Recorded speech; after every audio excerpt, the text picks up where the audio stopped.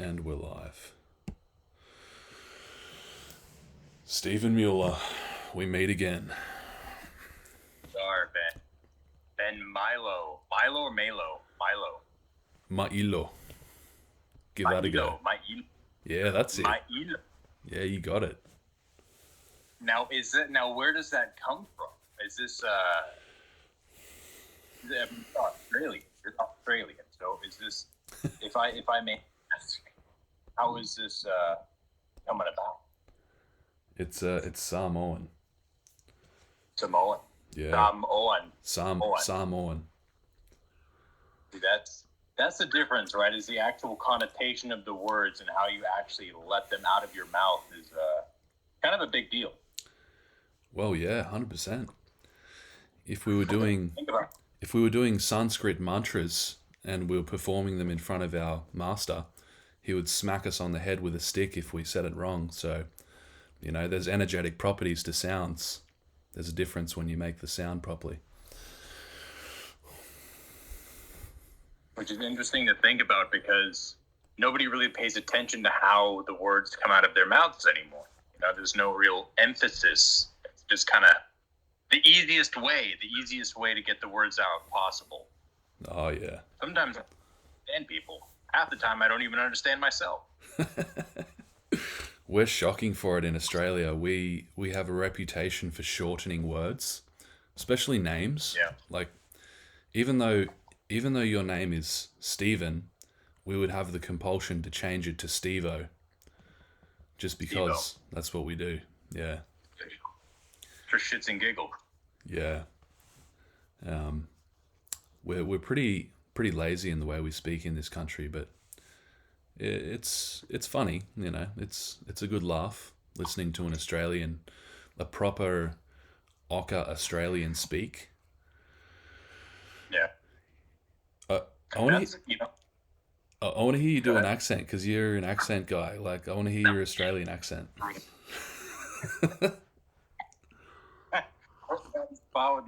The Australian ones. For some reason, that's the hardest. That's one of the hardest ones to do. Most retarded language in the world. Hi, mate. Hi, mate. What are you doing? Get back from now there. What are you? It always goes into like a Cockney accent, though. Yeah, that's English. It's hard to really differentiate the two. Man, let me ask you this, because I've never actually spoken with a real Australian before. They've all been fake up until speaking with you. Steve Irwin. I mean, how is that? How is that lost? Because here, I mean, like I cried. I cried when Steve Irwin died, and I can't imagine what that was like. If I'm assuming it was the same or maybe much worse to experience that loss in Australia and New Zealand in that part of the world. Yeah, it was like losing a spiritual leader. Right. Yeah, it was pretty big for a lot of people. Yeah. That's a hard one. Yeah. That's a strong man. He's a strong man, That was he was a real role model, Like Steve Irwin was a real role model. Yeah. You don't have a whole lot of them there, and he wasn't like an Andrew Tate kind of guy, but he was still he was more of like along the lines of a Chuck Norris, Oh, just an overall legendary badass. Just wrestling crocodiles. Like, does it get much more badass than that? And you can't really approach that from being like an armchair quarterback. You can't really critique his style, like a lot of people when they watch football. Yeah, it's like, are you going to wrestle a croc? Are you out there putting huge monsters in chokeholds? Then shut up. All right. I'll shut up. We'll let the man work. Let the man do his art. That's it. That's it. It's art. Yeah, speaking of art, I thought it'd be interesting to talk about your recent venture into the world of bulking. Oh, yes. You would like to begin a discussion on the boat.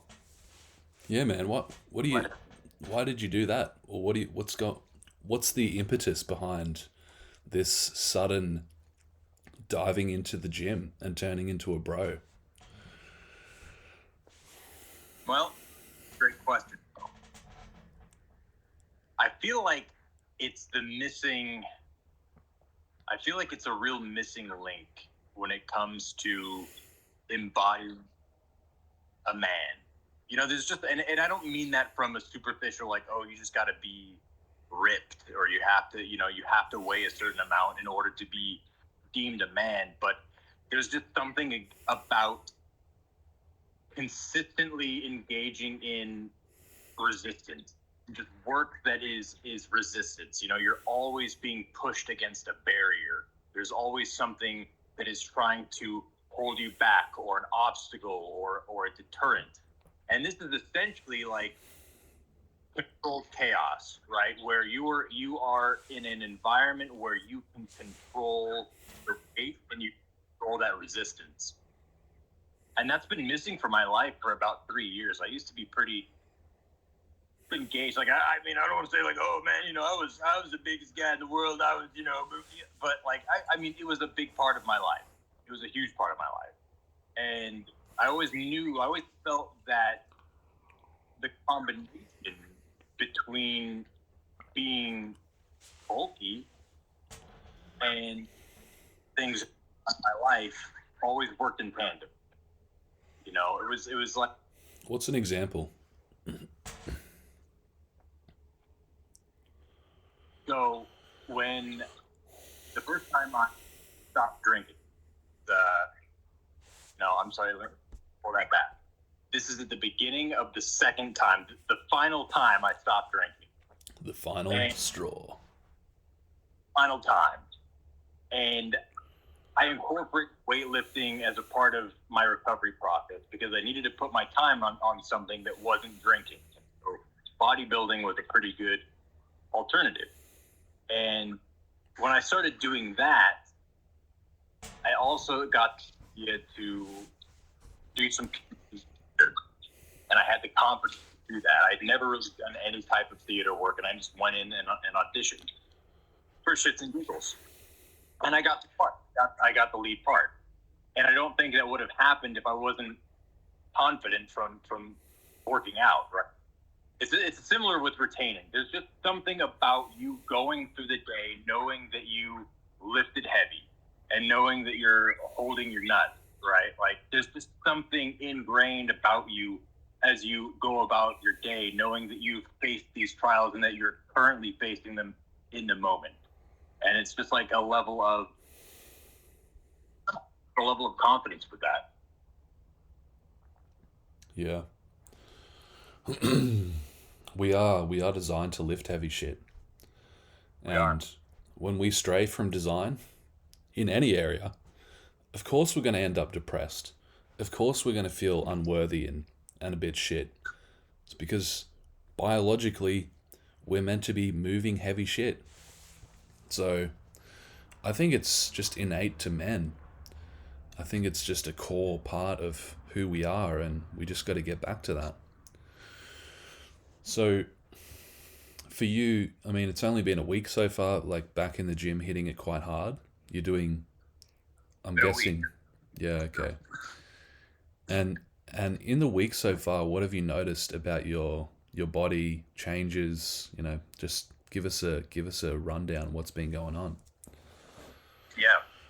So I walk to the gym, and it's an uphill walk. It takes about an hour to walk up there. So I'm already got a good cardio session by the time I'm there. I'm already kind of sweaty, and it's a beautiful gym, dude. It's a dingy, hole in the wall, no mirrors, just everything's dirty and dusty. It's a real dungeon gym, like from the 1980s. And it's not one of these clubs, it's not a fitness club. And so you're in there and you just start working out, and all of a sudden, you're just pouring sweat. And that's new for me. Like, I mean, it's not new. Like, I've sweat before, but it's a remembrance of the importance of sweating. Like, that's how we really clean ourselves. We can wash the dirt off our bodies, but like purging all of the toxins from inside of us from sweating is probably one of the healthiest things we could do. So just from that, the first couple of days I felt a lot better just from sweating a lot. And then just also being around other dudes that are lifting heavy consistently. There's just something about being around other men that are a part of the same goal, that same process as you are. And it just kind of like osmosis, everybody just kind of pulls into this like cumulative goal of just getting ripped, right? And the thing that's kind of new for me though is you see Ben, I'm kind of I'm a crusty hermit crab of sorts, and I like to spend a lot of time in my little hermit cave. Okay, and so every once in a while I'll come out, I'll poke my head out, and I'll go to the store and I'll interact with people. But there's a lot of people at this gym, and there's a lot of beautiful women at this gym. Oh. And so there's right, ooh. And so now there's this, even within the past week, I've noticed that there's that mix, right? Of you lifting heavy like we're designed to do, and then at the same time you're having beautiful women walk by. And so where's your attention? Are you able to maintain focus, maintain attention, and on the set, or is part of your attention deviating to things that probably aren't of the utmost interest or shouldn't be there?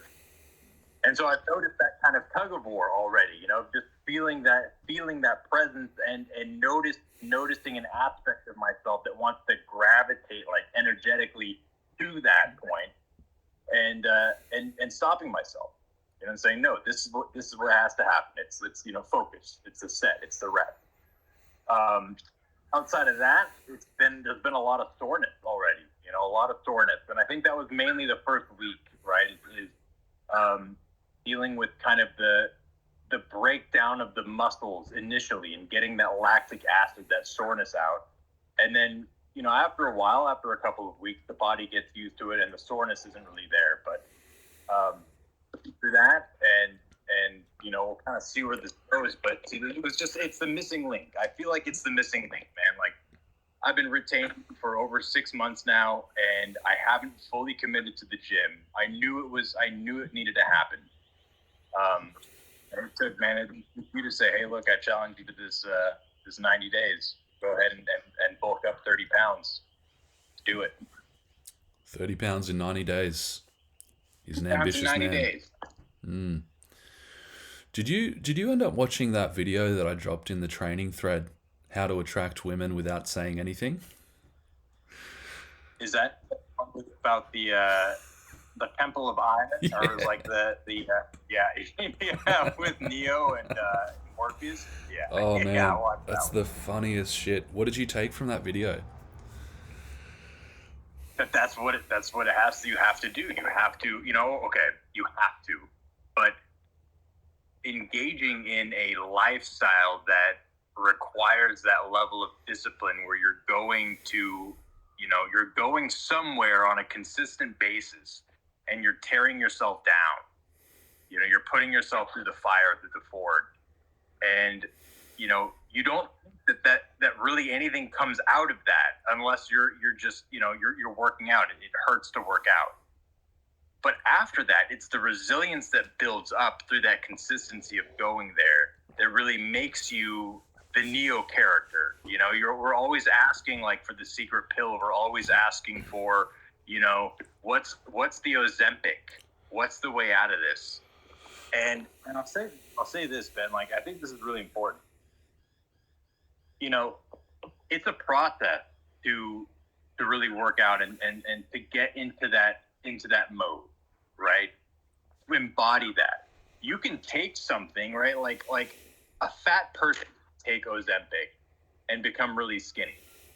But they're a skinny fat person. On the inside, they're still fat because they haven't gone through that process of becoming a skinny person. They just took that pill. They swept the issue under the rug. And so I think that's kind of the same thing with working out, right? A lot of people think that it's something quick, right? It's just an easy process to go through for a couple of weeks to transform yourself into, the ideal physique. And that's not it. It's a long process. It's a marathon. It's a journey. It's a lifestyle. And that's why it took me so long to really commit to this, because I knew that. I don't want to just do it for a couple of weeks or a month just to, get that goal of, I've got 30 pounds in 90 days, right? Like that's external. That's superficial. But what is the incentive to treat this as a marathon, as a journey that really pushes us until we die eventually? What is that for you?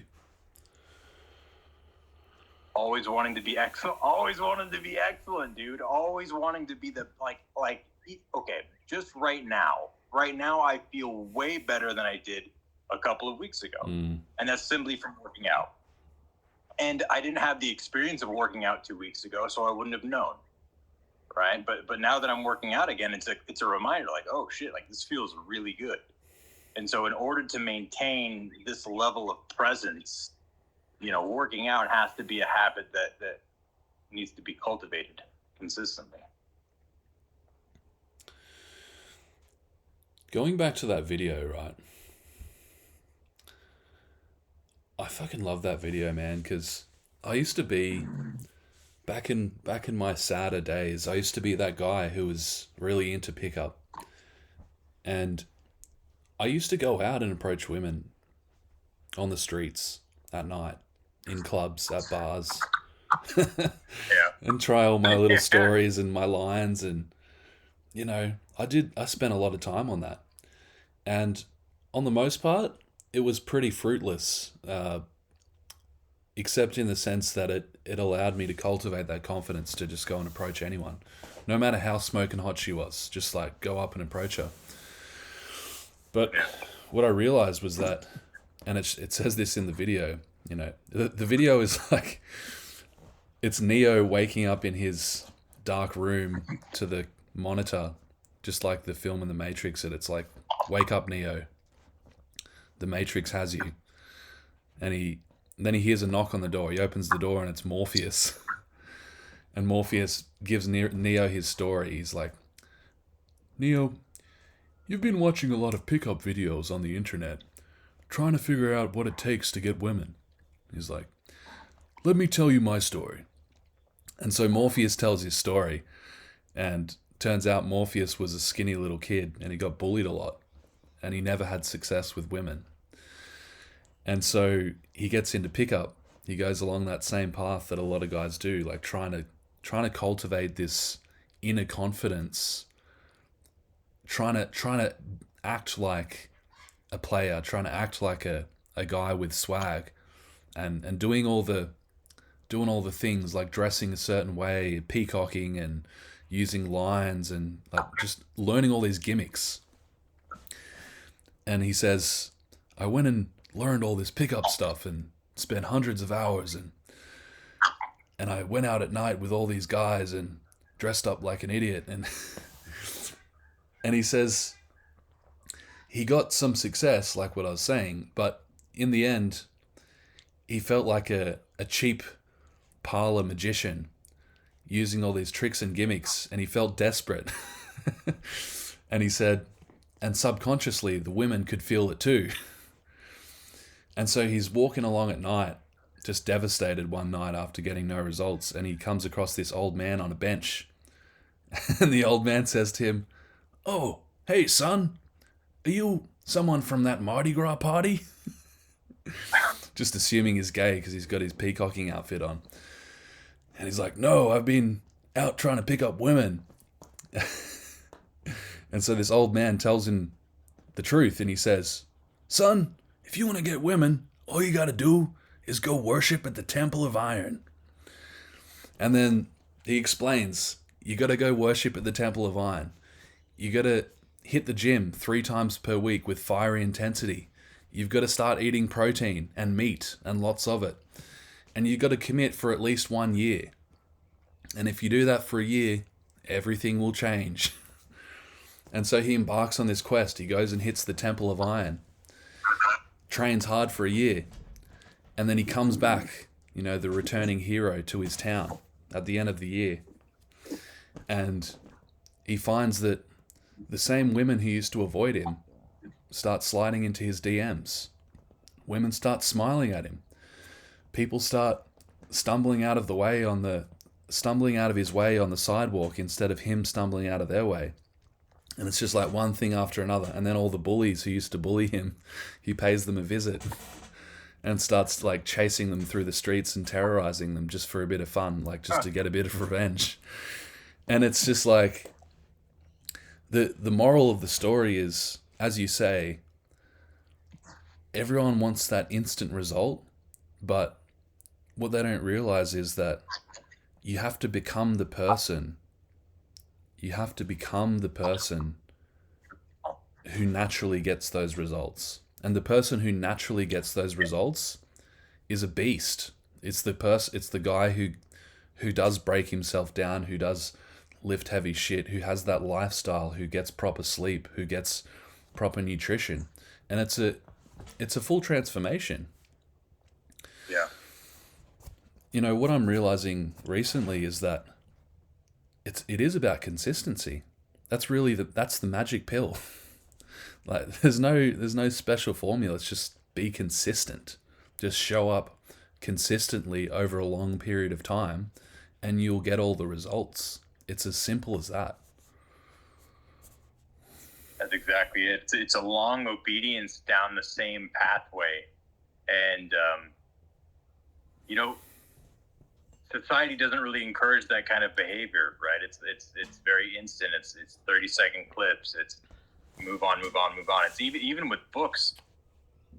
I don't know a lot of people who read, and then on top of that, it's people that are actually able to finish the books that they start. And there's that level of commitment. There's that level of consistency, and that takes trust. That takes self-trust, because you have to say, okay, I'm doing this tomorrow morning at 10 a.m. Like that's what's happening. And then that happened. You follow through with that. And a lot of the pickles that we find ourselves in is when we set up a goal, like, okay, I'm going to work out tomorrow at 10 a.m. and then you don't do it. And you try to like, oh, okay, well, it wasn't a big deal. I'll try it again tomorrow. But even on the subconscious level, you told yourself you're going to do something and you didn't follow through. And so, you're lying to yourself. And that builds up over time. It doesn't matter really what it is, what framework you're applying that to. But I mean, that's probably one of the worst things that you could do. And that's what a lot of people find themselves in, is they see other people accomplishing things, right? Like, oh, look, this guy climbed Mount Everest, or this guy did that, or this woman did this. And we can think of ourselves as doing things like that. Like, oh, that'd be cool. I'm going to start that tomorrow, or I'm going to go ahead and work towards that. And then it never happens. And then 6 months go by, a year goes by, and, it's like, oh, I told myself I was going to do that, and it didn't happen. And now look, we're, it's a year later, and now what? And so you just keep kicking these cans down the road. And so you're right. Consistency, just being able to do something daily, micro habits over, it doesn't have to be anything crazy, right? You don't have to run 10 miles a day, but just put your running shoes on and go outside every day and see what happens. Some days you'll run 10 miles, some days you'll run a mile, but you're being consistent with the habit of running. You're being consistent with the habit of following through, being honest with yourself. That's a big one, man. That's a big one. Things that, great rewards don't come quickly. And see, they don't, it's like retention, right? It's like you're putting a penny in the jar every day. And after 1,000 days, you look and you're like, oh man, I got 1,000 pennies. Whoa. But like, as you're doing it every day, just like, it's a penny, it's another day sober. Oh, it's another workout. Oh, it's another day of retaining. But that adds up. See, we're expecting like fireworks every day, all the time. And that's just not how life is. Yeah. Yeah, there's just so many different factors about training long term that build you up, that help you as a man, that give you that that special something that allow you to approach life with so much intensity and so much calm. You know, what you were saying before about the fact that there are other guys in there on the same path, just that in and of itself, there doesn't need to be any words spoken. You're just in that field. You're just in that energy field of hard work and progress. I watched a video that was talking about this, actually. It was a masculine theory video. He was saying that studies show that simply being in the presence of attractive women on a regular basis raises your testosterone. Yes. Yeah, dude. Yeah, I saw that. Yeah. Right? So you got all these cumulative compounding benefits of just simply showing up at the gym and working hard. And you've got like right there in front of you, you've got inspiration. You've got the like smoking hot feminine inspiring you. Like this is what inspires us as men. It's the female form. This is what inspires all great stories, all heroes. There's always this female archetype. And it's just there for you for free. It's like, here you go. Not to say you should be gawking at that shit and being a simp, but it's in the field and you can feel it and it's affecting your biochemistry. So there's just all these beautiful components to training, becoming a beast. Now, that's right. If I can just add on to that real quick, Ben, that's a really big point that you're making. In that you're not lusting after the woman in the gym, right? Like, and because like it's literally wind in the sails, dude, right?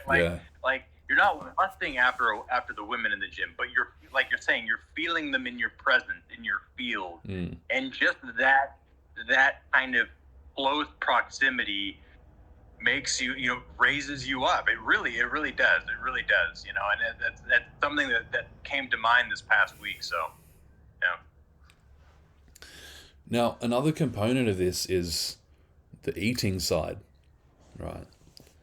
That's because we've only been talking about the training side, but what's the eating been like for you in the last week, and what are you noticing about that? Well, so the second half of last year, I was pretty much in a poverty mindset. And I wasn't eating very much of anything, and it cut down quite a bit on my spending, and I was eating just bare minimum budget, like a can of tuna with a bag of rice, like just enough to get by. And then, it got expensive. I cut meat out entirely. I said, well, I'm just gonna, I'll see if I can go without it, and it wasn't up until I really started retaining at the beginning of this year, and maybe around February, that I got access to some quality eggs again, and started to really to eat some good stuff. But meat was missing. And I've always I've always been on the fence about meat. Is it right? Is it right? Is it wrong? There have been periods where I would go without eating meat, or I would go without eating red meat, but for now, I feel pretty set on eating some red meat, and so I've been eating bison quite a bit. And going from no red meat to red meat, I've noticed has been quite powerful. Strength,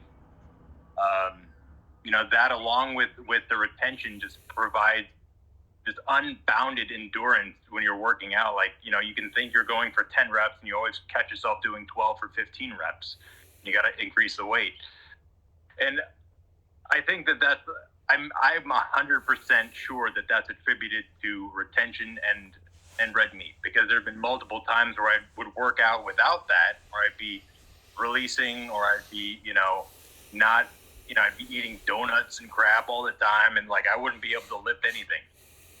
So I'm eating red meat. I'm only eating once a meal, once right now, one block. And I know that that's not really good in terms of bulking, but I mean, in that hour and a half, I'm slamming a lot. I'm eating a lot. I'm eating a pound of bison, I'm eating 6 eggs with, all the green stuff that I'm eating, onions, mushrooms, spinach, kale chard, all that. And then I'll eat like half a gallon of ice cream afterwards with a bunch of like strawberries, blueberries, honey, cocoa, right? Like the pure cocoa powder. And I'll do, and see, like, maybe I shouldn't be doing this, but I'm doing it kind of like a bear. Like, I'm doing like little mini hibernations where I'll eat right before bed and I'll get really tired. Well, I don't mean to do it right before bed, but I always get super tired after eating this much food. And so I got to go to sleep, And so maybe it's not healthy to eat right before bed, especially this much, but I don't, it's just how it works, And so, right, like you have to have a good diet. Like that's one of the biggest misconceptions with working out is people think that when you're working out, you're building muscle, but you're tearing that shit down. You're breaking down the muscle fibers. And so what you do afterwards in the recovery phase is what matters. And a lot of that is sleeping. A lot of that is sleeping and a lot of that is eating. So, people, you can go to the gym 6 times a day. You can go to the gym 8 times a day if you want. It doesn't matter. But if you're not giving your body a chance to rest, you're just spinning wheels. I went to the zoo the other day. Went and watched the lion show right at the end.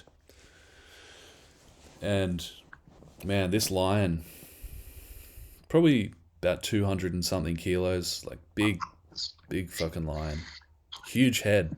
I didn't realize how big lions' heads were. It seemed disproportionate to the rest of its body. Its head was just massive. Was that just because of the mane, or you think like the head itself was... Yeah, no, the head, like the face was just so chunky. And like you would not want to get those jaws anywhere near you. It'd just bite your head clean off without trying. But the presenter was telling us all the facts about the lions, and she said the lions are inactive 80% of the time. They're just like sleeping, resting, on standby. 80%. 80% of the time, yeah. Isn't that nuts? Dude, that's alpha, bro. Yeah, man. I honestly think that the lions are teaching us something. And if you look at our ancestry going way back to hunter-gatherer times, I've heard that it was a similar pattern of living for hunter-gatherers. Like, they chilled a lot. Then they did a big hunt, and then they chilled for a long time. So that's the other thing I've noticed about this lifestyle of hitting the gym hard. If you actually... I'm starting to see more and more, like I look at these guys and these sort of slim, bouncy, skinny dudes that work out like all the time, like every day, and I'm starting to see the pattern now. It's like, oh, you're very active and mobile, but you're not really that strong. Like you're not actually very strong. And if we were to do a test of your testosterone levels, this is just my intuition. My intuition tells me that your testosterone levels aren't actually that high. And no judgment or anything, it's just an observation. But I'm realizing more that this is a really different... It's a totally different way of being. When you start building up your power levels,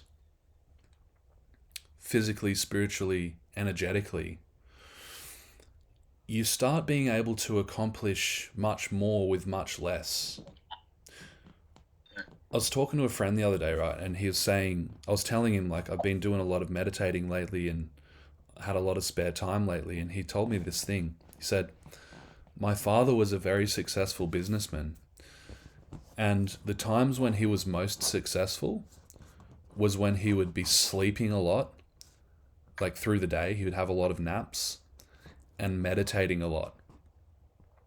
The times when he was most inactive, in other words. was when he was most successful.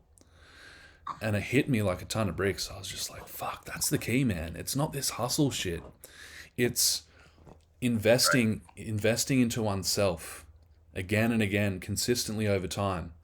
Investing in, like you say, the penny in the jar every day over 1,000 days. It's building up that energy, that's building up that power within, that cultivating that power. And then when the time's right, it's just reaching out and taking that bison, reaching out and taking that, that sack of gold when the time's right. But other than that, you're just in a period of waiting and investing in yourself and getting stronger. That's exactly it. You are waiting. You're waiting for the opportunity to strike, right? Like that moment of precision.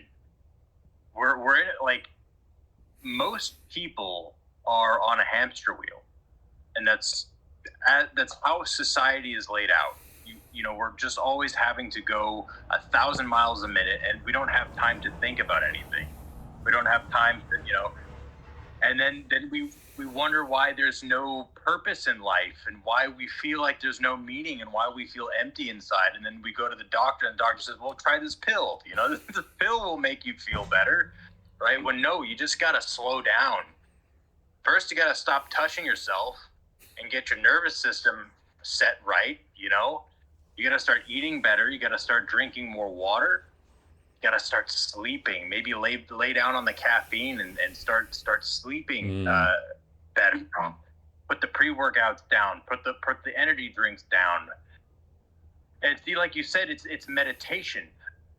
You're not consistently consumed by mental chatter of this mental dialogue. Oh, could I go over here? Could I do that? I don't know. Did I forget to do that? And it's just this. It doesn't stop. And so if you're able to meditate and just slow down, bring everything down, you're kind of approaching life from, you're attracting, right? Because you're embodying a level of, I don't really need anything. Everything's fine. I'm just resting. I'm meditating. And then things just kind of come to you. But like you said, if you're just always on the prowl, if you're always on the hunt, if you're always looking, you're never going to find it. You're never going to find it. And so, like you said, that's a big one. It's almost unsettling to realize that in order to get more, you have to slow down. That's a really hard one, especially if you're always if you're very organized and you're blocked. You got these big block schedules. Well, from 1 to 4 o'clock, I'm doing this, and then very analytical, very managerial minded. I had to be like that for quite a while with my job, and then it gets to a point. I'm at a point where I don't have to be in that excessively oppressive mindset all the time, and it's much more freeing. Like I feel much more productive now that I'm able to navigate my day as I see fit than I did when I felt like I was always on somebody else's leash. 100%.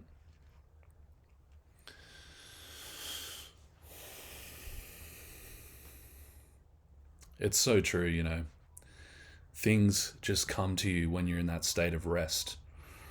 When you're not chasing. Including women. Because your energy is just, it's chill, it's calm, it's saying energetically, I am enough right now. And that's what money loves. That's what women and money comes to. That energetic blueprint. Yeah.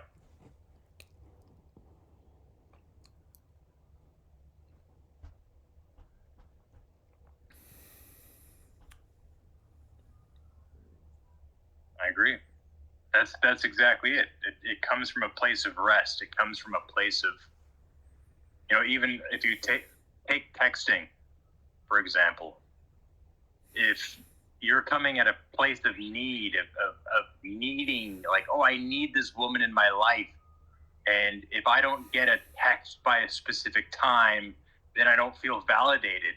And so my entire self-image is banking on the fact that this woman responds back to me within my appropriate time, that she doesn't know, but if she doesn't respond to me in the time that I deem fit, then we got a problem.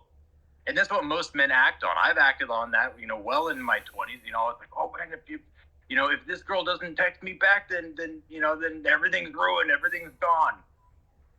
But women sense that. Women know exactly what that game is. And so a lot of the times women are just going to test the shit out of you. You got to be okay with that. They don't want you to need them like that. That's very, they want to be able to pull away and see how you react. You just come look like, oh, where are you? I haven't heard from you in like 2 hours. What's going on? Can't you step away for a couple of days even without you losing your shit? Like that's a big deal. And that takes the man to be comfortable with himself, to be at a point to where she can walk away at any moment and it doesn't matter because you're doing you. You still got the gym to go to. You still got the food to eat. You still got the Z's to catch in your bed. So whether or not she's in your life, it doesn't matter. If she's there, great. I mean, that's awesome. But you're not chasing and you're not needing it. And that is probably the most attractive quality that women find in men is just, men like go, and we've talked about that before. Like, I think a lot of that relates to healing your mother wound. Is letting go of that neediness for the feminine. Like, can you just be a dude and go do dude shit and not worry about the fact that, wonder what your girl is doing? Like, can you focus on just being you and let that be and not need to be nurtured and not need to be taken care of, not need to be checked on all the time, make sure that you got your shoes tied and all that stuff. Like, can you take care of that? Because when you can take care of that and when you do take care of that, that's when the women come in. The ultimate paradox, man. The ultimate paradox. That's it. I feel like this life, the whole point of this life is just to learn paradox. It's just to learn that what you think is this is actually that. Crazy. Well, brother. And you have to be open. That's the hard. Go ahead. Yeah, you got to be open to it. You got to be open to realizing that your view of reality is completely wrong. Completely wrong. You have to be. That's so important. Even the shit that you take for granted, you have to be okay with that being wrong. like that's and especially with the work that you and I are doing, a lot of it, right? Like we're telling men, hey, stop touching yourselves. Like, stop doing things that like it feels good. It doesn't feel good afterwards, but at the moment it feels good, right? And so you're trying to break that habit with men. You're saying, hey, stop doing that. And a lot of men are holding on to that blankie, like, no, I can't. I don't want to give it up. It feels too good, But it's like, no. Like, if you want the growth, if you want the progress, you have to give it up. And that's a paradox. You have to give up something that feels good in order to feel good. I'm realizing it's dopamine versus testosterone. Yeah. Do you want dopamine or do you want testosterone? That's really what it comes down to. Exactly it. Dopamine or testosterone. Do you want convenience or do you want the struggle, which is actually inevitably a liberation? That brings you everything. Everything. As Jocko Willink says, right? He says, discipline is freedom. And that's true. I mean, we're stuck in the confines of our own discipline. Like, people might think of the fact that, like, oh, you're going to the gym, this many times a day and you're structuring your whole diet and your sleep schedule around this. Like, that sounds very confining. That discipline sounds confining, but it's incredibly liberating because the opportunities that come from being a badass that does that kind of stuff is incredible. Opportunities, limitless. Actually, we'll touch on that just quickly before we go. What I've noticed about going back to investing in yourself, you're talking about budgeting, cutting down on your food spending. What I noticed about that, when I started feeding myself a lot and good food, and just a lot of calories, just smashing those calories. When I started doing that in tandem with consistent training hard and sleeping really well, I noticed that more money came to me. And it was so weird because I'm spending more money on food, but then more money's coming to me. Yeah. And it's like, that's because you're spending on yourself. You're investing on yourself. You're showing the universe, you're showing the world, you're showing God that you actually believe you're worth something. And so, of course, you're going to get more money. Of course, you're going to get, You're not things are going to come to mindset. you. Yeah. It's like, oh, right, I get it now. It's not about counting the pennies, pinching the pennies, like trying to sustain a frugal, meager life for as long as you can, like holding on by the claws to life as long as you can. Oh, I'm a centenarian. I made it. I made it past 100, but most of my life has been fucking miserable. It's like, no. Right. What It's no, like, to get that invest. badge? invest into yourself, and life will invest into you. That's the key. And you always know whenever you don't get things that you know you need, right? Like whenever you're pinching the pennies, it always feels like there's a pit, like a feeling of a pit in your stomach, because you feel like there's something lacking. Like, oh, I can't have this. And that permeates through every aspect of your being. But if okay, fine. If you've got $500, don't spend $490 on a PlayStation 5. Okay, maybe don't do that. But yeah, if you've got $500, it's not going to kill you to go spend $50 on maybe a piece of software or a membership that is going to help you even increase more opportunities, more money, or more food, better quality food that's going to increase your mental capacity, brain power, so that you can think deeper and think better, more effectively. So you're right. A lot of these issues that people have, that we have, that I've had multiple times in my life, of a feeling of scarcity, is just detrimental. It's not conducive to growth at all. It's very limiting, very lacking. So it's the old saying, right? You got to spend money to make money. Yeah, it's true. So on that note, jump in the sack with us. I love that. Come on in. I love that line from the last video, bro. That was just so gold. Jump in the community. Yeah. We're putting a lot of emphasis on training, on money, finances, on all aspects of being a man, stepping up, as well as the spirituality.